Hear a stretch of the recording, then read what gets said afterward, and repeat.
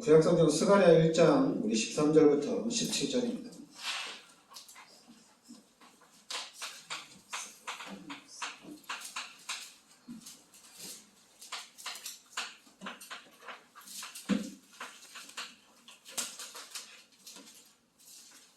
스가랴 학계 다음이 있습니다. 1장 우리 13절부터 17절까지 같이 우리 합독하겠습니다. 여호와께서 내게 말하는 천사에게 선한 말씀, 위로하는 말씀으로 대답하시더라. 내게 말하는 천사가 내게 이르되 너는 외쳐 이르기를 만군의 여호와의 말씀에 내가 예루살렘을 위하여 시온을 위하여 크게 질투하며 아니란 여러 나라들 때문에 심히 진노하나니 나는 조금 노하였거늘 그들은 힘을 내어 고난을 더하였습니다. 그러므로 여호와가 이처럼 말하노라. 내가 불쌍히 여김으로 예루살렘에 돌아왔은즉 내 집이 그 가운데에 건축되리니 예루살렘 위에 목줄이 흩어지리라. 만군의 여호와의 말이니라. 그가 다시 외쳐 이르기를 만군의 여호와의 말씀에 나의 성읍들이 넘치도록 다시 풍부할 것이라. 여호와가 다시 시온을 위로하며 다시 예루살렘을 택하리라 하라 하니라. 아멘. 스가랴라는 이름의 뜻은 여호와께서 기억하는 자. 그래서 이 스가랴 구약 성경에서 스가랴 다음에 말라기 이제 마지막인데 이 스가랴에서 메시아 얘기를 가장 많이 얘기했다. 통계적으로 그리스도에 대해서 그리스도가 이 땅에 오실 부분에 대해서 가장 많이 얘기했습니다. 그래서 우리가 그 스가랴는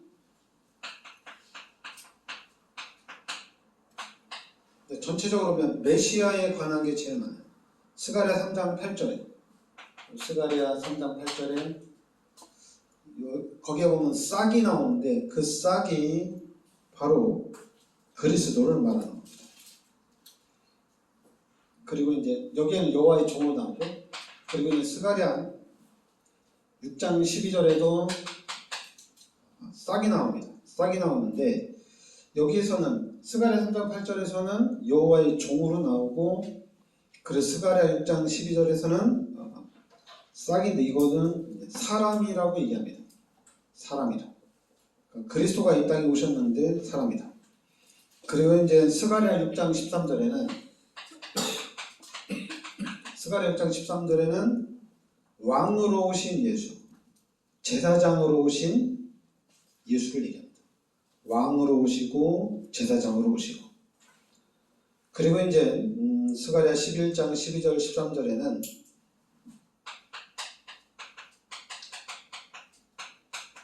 스가랴서 11장 12절 13절에는 이 예수님이 이 땅에 오셔가지고 배반을 당하시죠. 가룟 유다의 배반으로 인해서 은 30에 팔릴 것이 스가랴의 예언이 됐어요.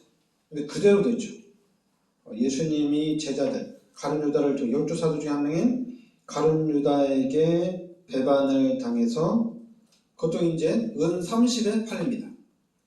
근데 구약에 예언됐는데 이게 바로 가룟 유다를 통해서 그대로 성취가 됩니다. 그리고 이제 스가랴 12장 10절에는 예수님께서 십자가에 달려 돌아가신 것이 또 예언이 됐습니다. 그리스도가 이 땅에 오셔서 십자가에 돌아가시는 일이죠. 그리고 또 스가랴 13장 7절에도 이제 예수님이 십자가에 돌아가시기 전에 또 많은 또 고통을 당하시고 또 채찍에도 맞으시고 그래서 많은 고문도 당하시고 그럽니다. 그러면서 이제 스가랴 14장 4절에는 바로 이제 이 예수님이 영광 중에 이 예수님이 십자가에서 모든 죄를 대속하여 주시고 이 예수님이 부활하신 이후에 이 예수님이 다시 오실 것까지도 이렇게 예언이 됐어요. 그러니까 이 스가랴를 통해서 스가랴를 보면서 이제 다른 사람들은 종말론을 얘기할 수 있는데 우리는 스가랴를 보면서 전부 다가 그리스도에 관한 얘기란 얘기입니다. 그러니까 영적인 부분이란 얘기죠. 그러면서 이제 이 스가랴를 통해서 선지자를 통해서 이스라엘 백성을 하나님이 회복을 시키시겠다는 얘기예요. 그래 8절에 보면 내가 밤에 보니 한 사람이 붉은 말을 타고 골짜기 곧 화석류나무에 섰고 그 뒤에는 붉은 말과 자줏빛 말과 백마가 있기로. 바로 이게 뭐냐면은 붉은 말 이렇게 나오는데 이 붉은 말이 예수님을 얘기하는 거예요. 예수님께서 우리를 구속하시겠다는 얘기입니다. 예수님이 우리를 구원하시겠다는 얘기예요. 그러니까 예수님이 구원하시고 그 다음에는 이제 여기 뭐 자줏빛 말, 백마가 나오는데 이거는 이제 천사들을 얘기하고 이스라엘의 회복을 얘기하는 거예요.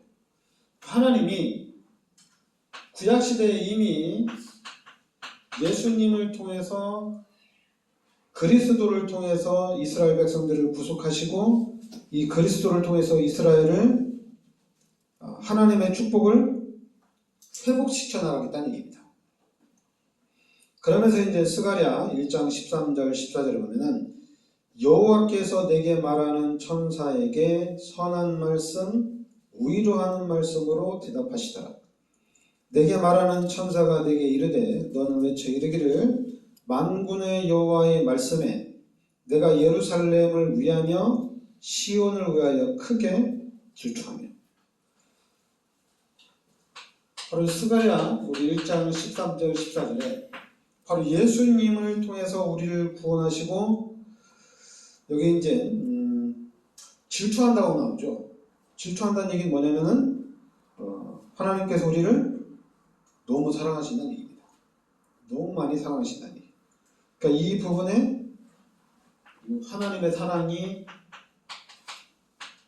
확인되는 거죠.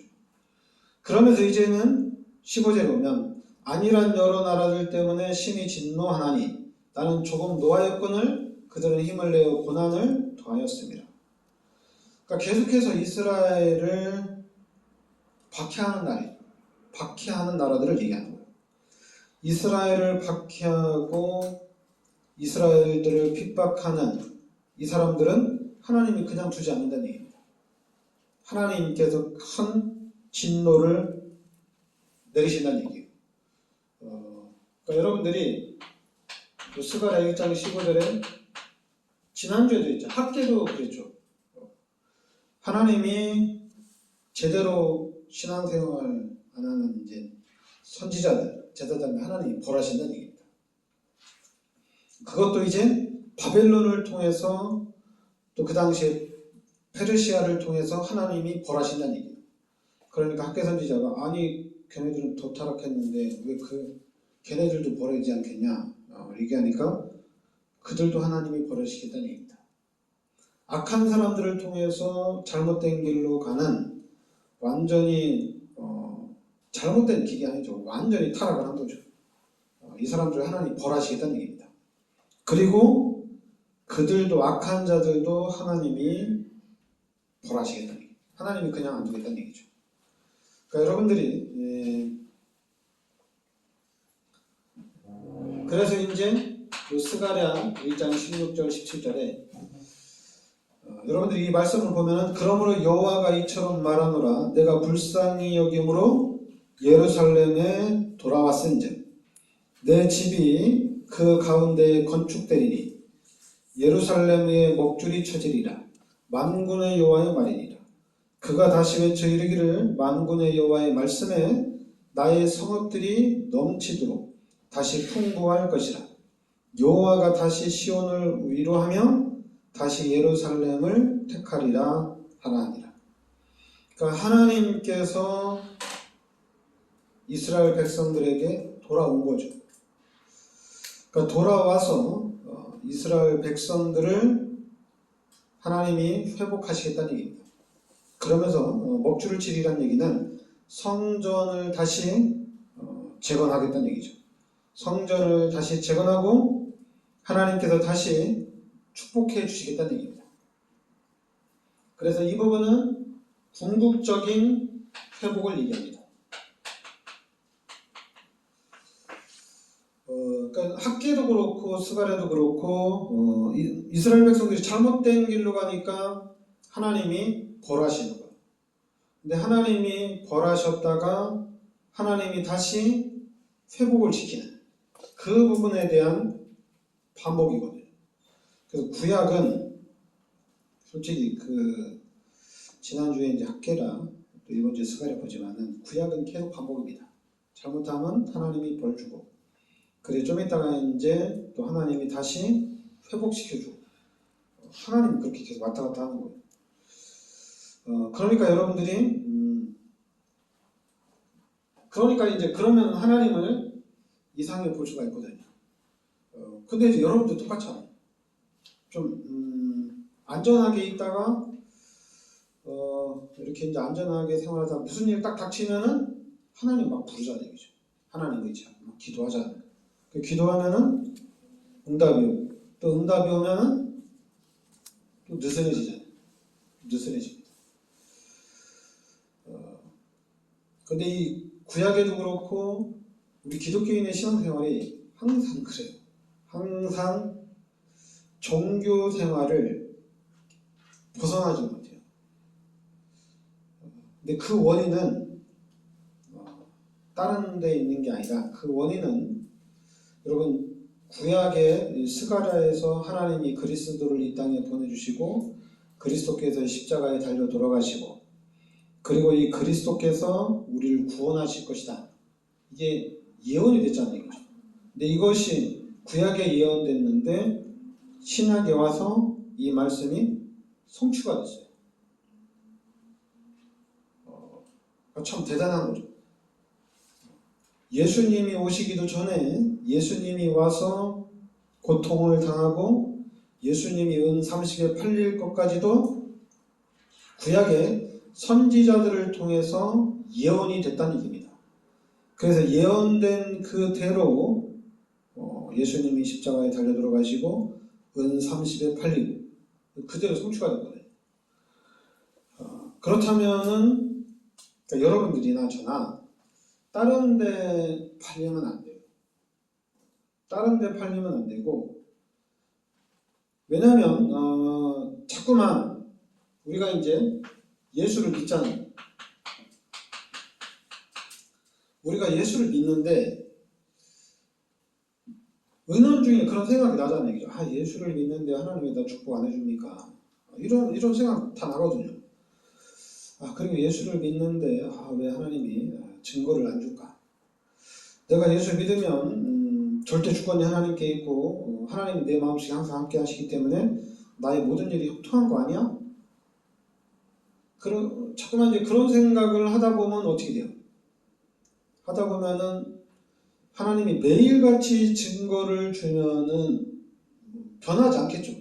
예수 믿으니까 좋다. 예수 믿으니까 이것도 해결되어지고 예수 믿으니까 하나님 이렇게 응답 주시고 예수 믿으니까 하나님 이렇게 축복하시고 변함이 없겠죠.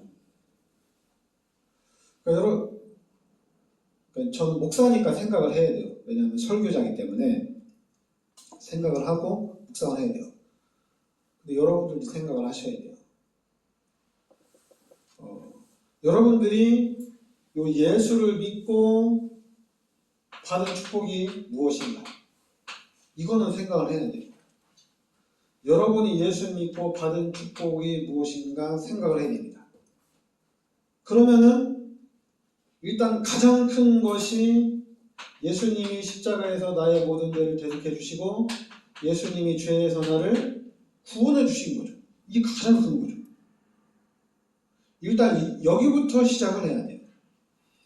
여기부터 시작을 해서 그러면 예수님이 나를 구원해 주신 게 맞는데 그러면은 나를 어렸을 때부터 구원하면 어떻게 됐을까? 우리 부모님부터 예수를 믿었으면 더 좋지 않을까? 생각을 해야죠. 생각을 해야 됩니다. 그때부터 예수를 믿었으면 어떻게 됐을까? 생각을 해야 돼요. 근데 생각을 하면서 여러분은 그러니까 우리가 생각을 하고 의문점을 갖고 성경을 보거나 말씀을 보거나 들으면은 답이 하나씩 나오는 거예요. 답이 나옵니다. 답을 이렇게 하나씩 찾아가는 거예요. 근데 중요한 거는 답을 안 찾아요. 희한하게 답을 안 찾아요. 그게 뭐냐면은 여러분 우리가 목표가 있으면 그 목표를 향해서 달려갑니다. 그 목표를 이루기 위해서 또 힘도 쓰고 그 목표를 이루기 위해서 여러 가지 또 방법도 찾고 그렇게 해요. 근데 만약에 목표가 없으면 어떻게 돼요? 구름 따라서 물 흐르는 대로 바람이 부는 대로 가는 거예요. 이게 인생이라 이렇게 얘기하는 거예요. 사단이 교묘하게 만들어놨어요. 우리 사람들이 하나님의 축복을 받아서 세계복음화를 해야 되는데 교묘하게 딱 틀어막았어요. 가만히 있어. 그냥 바람 부는 대로 그냥 물이 흐르는 대로 그냥 가만히 있으면은 하나님이 하실 거다. 근데 가만히 있는데 그냥 가만히 있으면 안 되고 예수를 믿어야 돼요. 예수를 믿어야 돼요. 근데 내가 예수를 믿는 것도 내가 믿는 게 아니거든요. 하나님이 믿게 한 거거든요. 내가 예수를 믿다 보니까 내가 믿은 게 아니라 하나님이 믿게 한 거예요. 그래서 예수를 믿고 쭉 오는 가운데 하나님이 저를 다른 데로 안 보내고 하나님이 저를 복음 속으로 보내줍니다. 복음 속으로 딱 보내줍니다. 그럼 복음이 뭐냐? 생각을 해야 되죠. 뭐가 복음이냐? 예수 믿고 구원받은 게 복음이냐? 나 이제 지옥 안 가고 천국 가는 게 복음이냐? 그리고 예수님이 지금 나와 함께 하는 게 복음이냐? 복음을 찾아야죠. 근데 그동안에는 예수님이 나의 모든 죄를 십자가에 대속해 주시고 나 이제 구원받았고 난 죄인이 아니고 난 의인이야. 나는 이제 지옥도 안 가고 천국 가. 근데 그 힘은 한계가 오죠. 이것도 복음은 맞아요. 복음은 맞아요.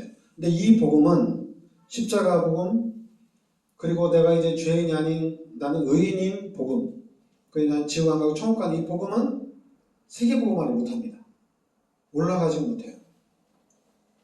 근데 마태복음 16장 16절에 예수가 그리스도라는 이 복음은 이거는 엄청난 겁니다. 이거는 진짜로 모든 문제 해결자예요. 이 복음은 세계 복음화로 이어집니다. 근데 이거를 잘 몰라요. 사람들이. 평신도는 당연히 잘 모르죠. 중요한 거는 목회자들도 잘 몰라요. 희한하게 몰라요.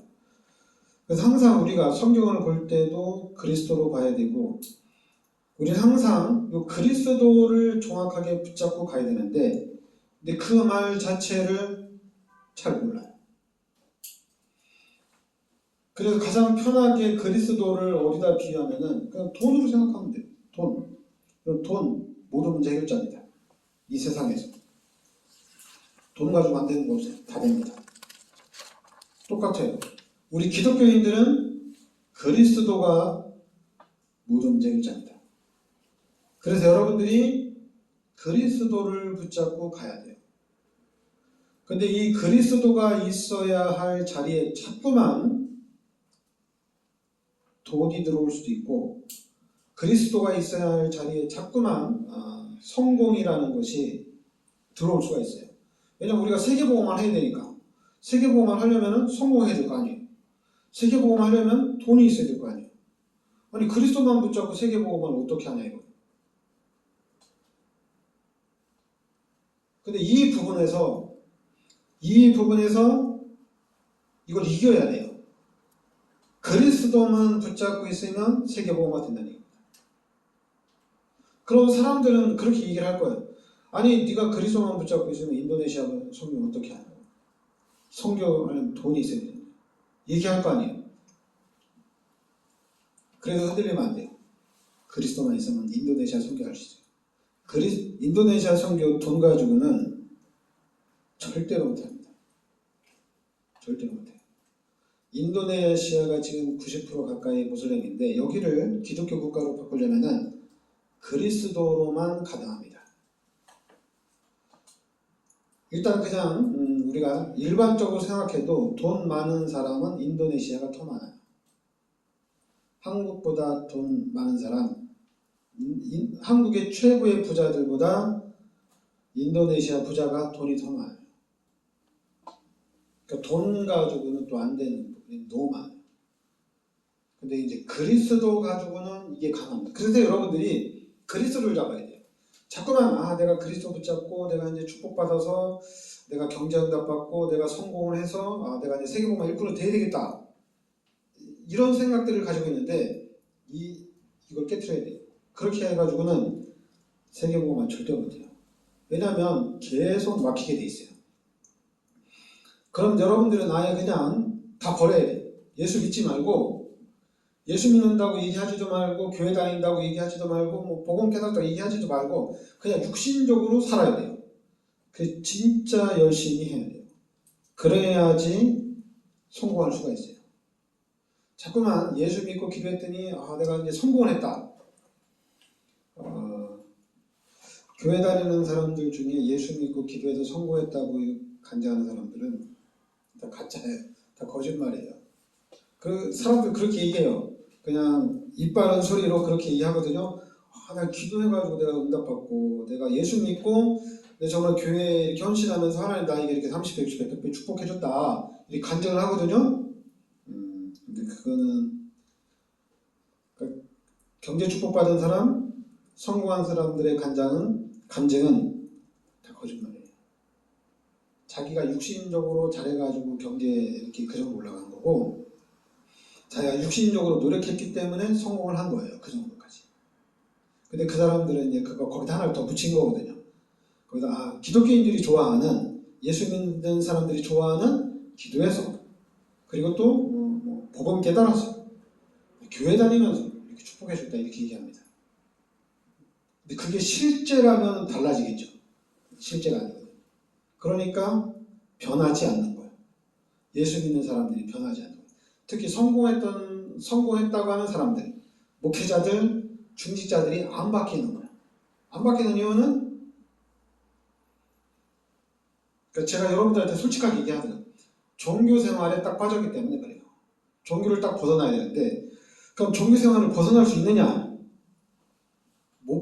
지금 이 상태에서는 못 벗어나요. 왜냐면 지금 그리스도 얘기하는데 그럼 다 끝난 거잖아요, 얘기죠. 다 끝난 거예요. 제가 끝났다고 하는 얘기는 멀리 있지 않아요. 제가 그냥 가장 가까이 방주 사건 그리고 피 사건을 얘기하면서 얘기하는 거예요. 방주 안에 들어가면 다 끝납니다. 피 바르면 다 끝나요. 제가 저 두 가지를 가지고 얘기하는 거예요. 왜냐면 사람들이 이해를 안 하니까. 근데 이 방주에 들어가면 다 끝난 거예요. 방주를 만들고 방주 안에 들어가면 끝난 겁니다. 그런데 방주 안에 들어가려면은 뭐 이것도 해야 되고 뭐 저것도 해야 뭘 해야 돼요? 피 바르면 다 끝납니다. 뭐 피 바르려면은 뭐 목욕 재개해야 되고 뭐 피 바르려면은 뭐 옷을 무슨 옷을 입어야 되고 상관이 없어요. 아무것도 상관이 없어요. 피만 바르면 돼요.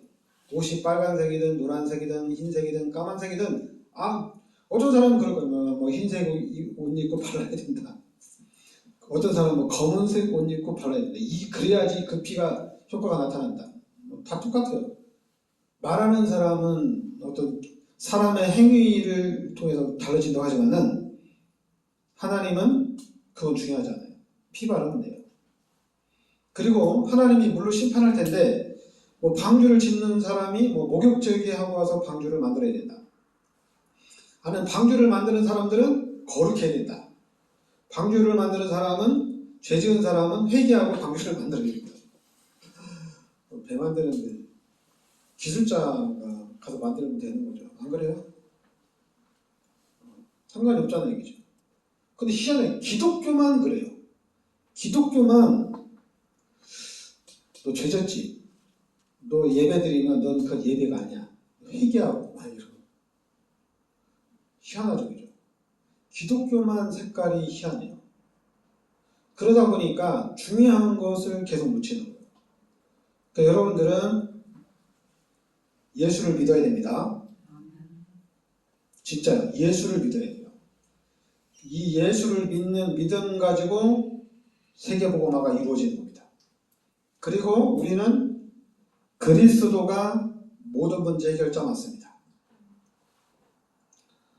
그러니까 여러분들이 그리스도가 왜 모든 문제 해결자인지 하나씩 이렇게